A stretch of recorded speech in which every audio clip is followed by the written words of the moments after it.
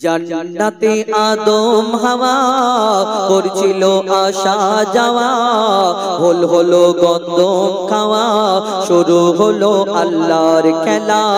জান্নাতে আদম হাওয়া করছিল আসা যাওয়া, হল হলো গন্ধম খাওয়া, শুরু হলো আল্লাহর খেলা, শুরু হলো আল্লাহর খেলা। যে আল্লাহ পাক রব্বুল আলামিন আদম আলাইহিস সালাম মা হাওয়াকে জান্নাতের মধ্যে সৃষ্টি করে বললেন যে জান্নাতে সব করবে, গন্ধম থেকে দূরে থাকবে, গন্ধম খাবে না। তাই গন্ধম খাবার কারণে আল্লাহ যখন ওই জান্নাতি পোশাকটা খুলে নিল, সেই দিন কোনো গাছ পাতা দিতে চায়নি, জান্নাতি তো পোশাক খুলে গেল জান্নাতের মধ্যে। অনেক গাছের কাছে গিয়ে বলে আদম নবী যে দুটো পাতা দাও, আমি অঙ্গ ঢাকবো, কিন্তু সেই দিন কোনো গাছ পাতা দিইনি। দুটো গাছ পাতা দিয়েছিল দুজনকে, আর একজনকে 3টে পাতা দিয়েছিল, একজনকে 5টা পাতা দিয়েছিল। তাই আমাদের কাপনের কাপড়ে লাগে 3 টুকরো 5 টুকরো, কিন্তু জান্নাতের মধ্যে আদম আলাইহিস সালামকে আল্লাহ যে বলল গন্ধম থেকে দূরে থাকবে। আচ্ছা, একবার কোনোদিন ভেবেছেন যে জান্নাতে আল্লাহ পাক রব্বুল আলামিন আদম নবীকে বানালেন, এই যে গন্ধম থেকে দূরে থাকতে বললো। গন্ধম গাছটা তো না হলেও চলতো, আল্লাহর ইচ্ছা তো সবকিছু হয়, আল্লাহ সৃষ্টি করেছে। কিন্তু এই যে গন্ধম গাছটা যে সেখানে হলো, আল্লাহ যদি ইচ্ছে করতো গন্ধম গাছ না হতে পারতো? এবি আল্লাহর ইচ্ছা, চিন্তা করতে হবে। আদম নবী বলে ইবলিশ শয়তানদের ধোঁকায় পড়ে আদম নবী নাকি গন্ধম খেয়েছিল, ঠিক আছে, কিন্তু আদম নবী ইবলিশ শয়তানের ধোঁকায় পড়ে যে খেলো, আল্লাহ যদি ইচ্ছে করতো, ইবলিশের বাপের ক্ষমতা ছিল আদম নবীকে গন্ধম খাইয়ে দেবে। হ্যাঁ না, বুঝতে হবে অনেক ব্যাপার, কিন্তু এর মধ্যে কোনো ভেদ রয়েছে, রহস্য রয়েছে। কি কবি ছন্দের মাধ্যমে লিখছে দেখুন। জান্নাতে আদম হাওয়া করছিল আসা যাওয়া, হল হলো গন্ধম খাওয়া, শুরু হলো আল্লাহর খেলা।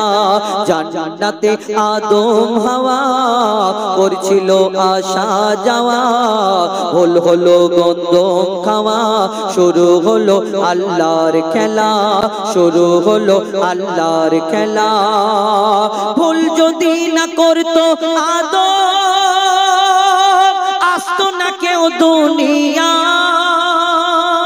গন্ধম যদি না খাতো, এই দুনিয়াতে আদম আলাইহিস সালাম আসতো না, তাদের জোড়া জোড়া বাচ্চা হতো না, ভাই বোনের বিয়ে হতো না, আর এই দুনিয়া এত বড় হতো না, আবাদ হতো না। তাহলে সেই সম্পর্কে কবি ছন্দের মাধ্যমে লিখছে দেখুন। ভুল যদি না করতো আদম, আসতো না কেউ দুনিয়ায়, আসতো না মোর দয়ার নবী, দিতে খোদার পরিচয়, দিতে খোদার পরিচয়। জান্নাতে আদম হাওয়া করছিল আসা যাওয়া, হল হলো গন্ধম খাওয়া, শুরু হলো আল্লাহর খেলা, শুরু হলো আল্লাহর খেলা। আদমকে গন্ধম খাওয়াবার ছিল খোদার পরিকল্পনা, আদম না গন্ধম খেলে শেষ নবীকেও পেত না।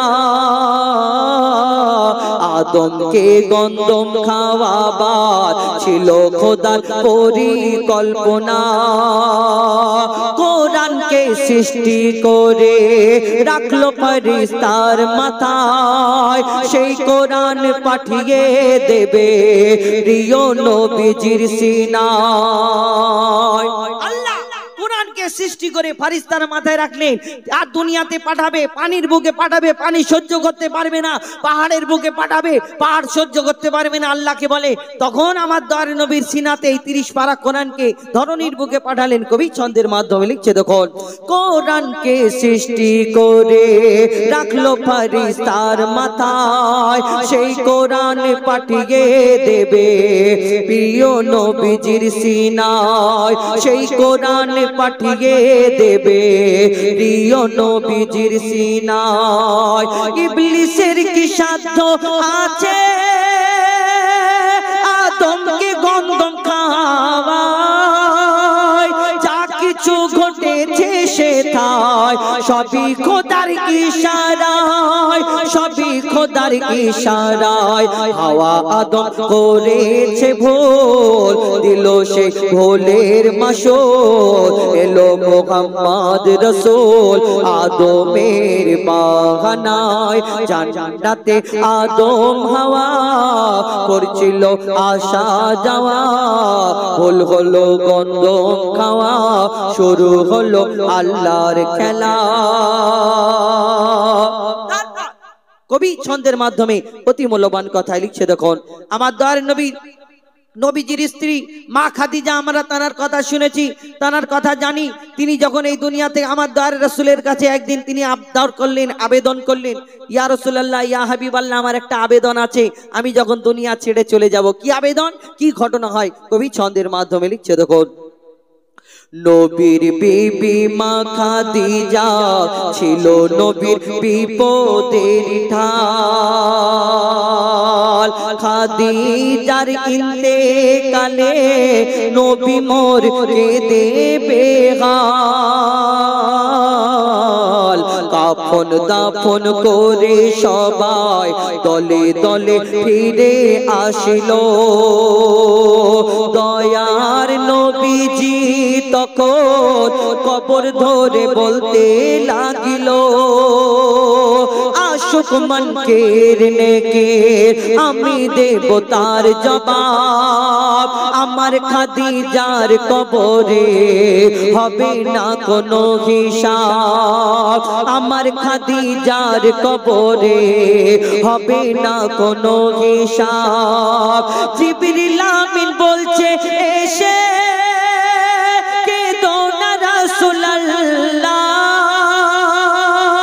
জিবরিল আমিন বলছে এসে কেঁদো না রাসূলুল্লাহ খাদিজার সওয়ালের জবাব নিজে দেবে আল্লাহ নিজে দেবে আল্লাহ মোর নবীর যারা আপন হয় কবরে তাদের নাহি ভয় মোর নবীর যারা আপন হয় কবরে তাদের নাহি ভয় কবরের সওয়ালের জবাব আল্লাহ নিজে দিয়ে দেয় জান্নাতে আদম হাওয়া করছিল আসা যাওয়া ভুল হলো গন্ধম খাওয়া শুরু হলো আল্লাহর খেলা শুরু হলো আল্লাহর খেলা শুরু হলো আল্লাহর খেলা। আজকে চারিদিকে মুসলমানদের প্রতি অত্যাচার জোর জুলুম কোন জায়গায় বুলডোজার দিয়ে ঘর ভেঙে দেওয়া হচ্ছে কোন জায়গায় মুসলমানদেরকে দেখে দেখে গোহত্যার নামে মব লিঞ্চিং এর নামে কোন জায়গায় চারিদিকে আমরা দেখতে পাচ্ছি শুধু মুসলমানদের টার্গেট করা হচ্ছে কোন জায়গায় বোম ব্লাস্ট হচ্ছে অন্য ধর্মের মানুষেরা করে বেড়াচ্ছে কিন্তু শুধু মুসলমান টুপিওয়ালা দাড়িওয়ালা দেখে এই রকম ভাবে চেক করছে যেন সেই জামা কাপড় খুলে নেওয়ার খাবে এই রকম ভাবে চেক করছে শুধু এই দাড়িটা টুপিটা যদি দেখে ফেলে কেন মুসলমানদের প্রতি এত ঘৃণা এসে গেছে আজকে বর্তমানে মুসলমানরা চারিদিকে মার খাচ্ছে লাঞ্ছিত বঞ্চিত হচ্ছে সেই সম্পর্কে কবি ছন্দের মাধ্যমে লিখছে দেখুন মুসলমানের রক্ত আজকে পানির চেয়ে সস্তা হয়েছে পৃথিবীর কোনায় কোনায় বিনা দোষে মুসলিম মরছে অত্যাচারে ব্যভিচারে ভরে গেছে সারা পৃথিবী দোষীদের শাস্তি দিতে আসছে ইমাম মেহেদী আসিবেন ঈসা নবী দামেস্কের মসজিদে আসিবেন ঈসা নবী দামেস্কের মসজিদে ঈসা নবী পড়বে নামাজ ইমাম মেহেদীর পিছে ঈসা নবী পড়বে নামাজ ইমাম মাহদীর পিছে ইমাম মাহদী আসবে যখন পাবে না ওরা রেহাই মুহাম্মাদি নকশা ধরে করবে সারা বিশ্ব জয় করবে সারা বিশ্ব জয় বৈতুল ইসলাম বলে যায় হবে দিন ইসলামের জয় বেদিনরা সব দলে দলে ইসলাম কবুল করে নেয় জান্নাতে আদম হাওয়া করছিল আসা যাওয়া বল হলো গন্ধম খাওয়া শুরু হলো আল্লাহর খেলা শুরু হলো আল্লাহর খেলা শুরু হলো আল্লাহর খেলা। আপনাদের সম্মুখে একটি গজল পরিবেশন এখন ছোট ছোট করে আপনাদের সম্মুখে কয়েকটা গজল আপনাদের সম্মুখে তুলে ধরবে ইনশাআল্লাহ। মুক্তিদাতা আল আমিন নবী আমার ভুবনে তুমি অনন্য উপহার মুক্তিদাতা আল আমিন নবী আমার ভুবনে তুমি অনন্য উপহার খোদার পরে শান মহত বুদ্ধিমান খোদার পরে শান মহত বুদ্ধিমান নূরে নূরান্বিত রূপের বাহার মুক্তিদাতা আল আমিন নবী আমার ভুবনে তুমি অনন্য উপহার মুক্তিদাতা আল আমিন নবী আমার ভুবনে তুমি অনন্য উপহার। আমার নবী সম্পর্কে কবি ছন্দের মাধ্যমে আরো কি লিখছে দেখুন। অনেক মানুষ মনে করে আমার নবী তোমার মতো আমার মতো এরকম একজন সাধারণ মানুষ ছিল না। আমরা যদি কোনো আলো ভর্তি ঘরে ঢুকে যাই সেই ঘরটা আমাদের ছায়াতে অন্ধকার হয়ে যায়, কিন্তু আমার দয়ার নবী সেই অন্ধকার ঘরের মধ্যে যদি ঢুকে পড়তো সেই অন্ধকার ঘরে কি হতো কবি ছন্দের মাধ্যমে লিখছে দেখুন।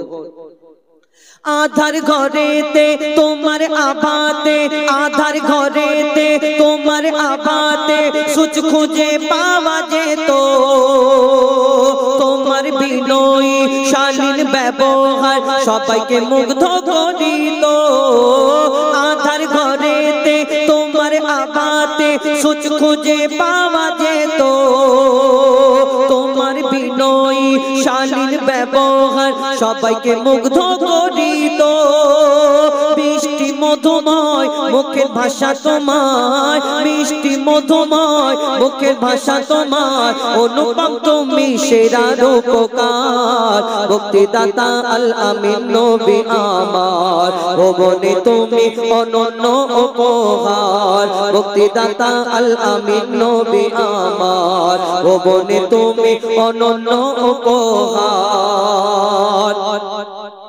যুদ্ধের ময়দানে চক্ষু জমিনে খসে পড়ে এক সাহাবী রাসূলের কথায় চক্ষু ফিরে পায় ছিল এমনই এক নজির যুদ্ধের ময়দানে চক্ষু জমিনে খসে পড়ে এক সাহাবী রাসূলের কথায় চক্ষু ফিরে পায় ছিল এমনই এক নজির আগেরই তুলনায় যে চক্ষু ফিরে পায় আগেরই তুলনায় যে চক্ষু ফিরে পায় বেড়ে গেল তাতে দ্বিগুণ পাওয়ার মুক্তিদাতা আল আমিন নবী আমার ভুবনে তুমি অনন্য উপহার মুক্তিদাতা আল আমিন নবী আমার ভুবনে তুমি অনন্য উপহার।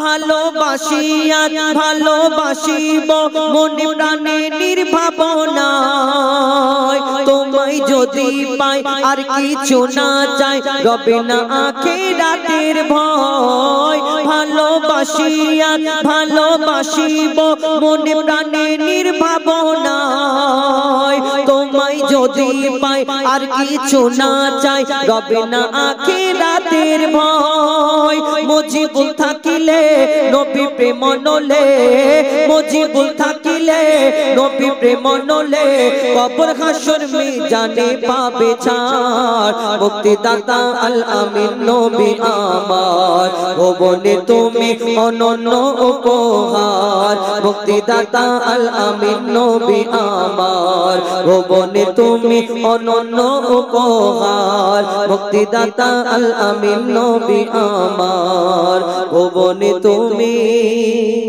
অনন্য উপহার। একটি নিত্য নতুন এই বছরে আপনাদের সম্মুখে পরিবেশন করে শোনানোর চেষ্টা করলাম ইনশাআল্লাহ। এখন আপনাদের সম্মুখে পরিবেশন করে শোনাবো আরো একটা যে গজল আপনারা শোনেননি ইউটিউবেতে। আমি ছোট করে কিছু নিত্য নতুন গজল প্রথম কয়েকটা শোনাই, তারপরে ইনশাআল্লাহ আবার যেগুলো বলেছে বাচ্চাদের হাবিল কাবিলটা শোনাবো পরে, এগুলো পুরাতনগুলো ইনশাআল্লাহ। হ্যাঁ, হাবিল কাবিল তো পরে শোনাবো, ঠিক আছে? মন দিয়ে শুনতে হবে, বুঝতে হবে, তবে ভালো লাগবে।